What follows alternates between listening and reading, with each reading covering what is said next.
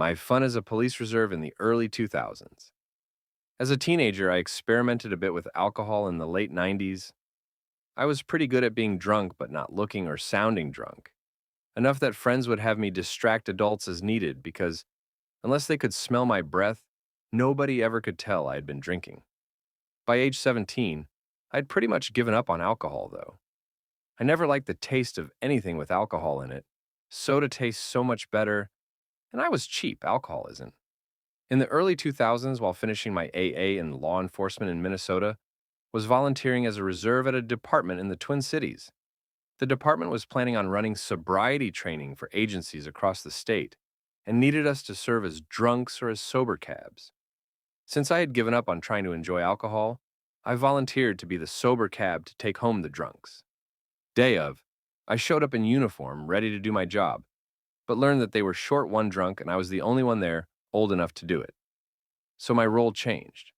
While the other volunteers were making nice mixed drinks, sipping away to slowly get to right around the 10-cent limit at the time. As a non-drinker, I just wanted to get the job done and went with vodka, 2 shots at a time before waiting some time and blowing a breathalyzer to see where I was at before being given more.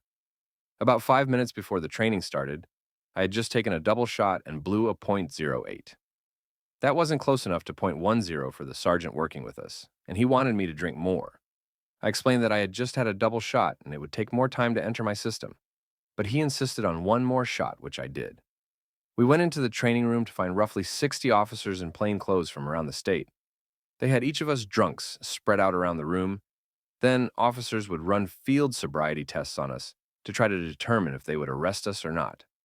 Being a bit of a class clown and attention whore, I couldn't help but take the opportunity of the immunity that I had in that room to say anything and everything to each cop the whole time. I didn't hold back on anybody.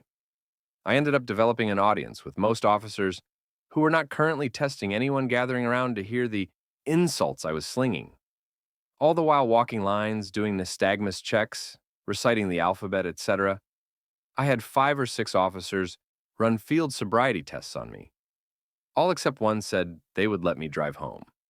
When asked if she would let me drive home, the last officer said, "No, but not because I think he is drunk, but because I think he's an asshole."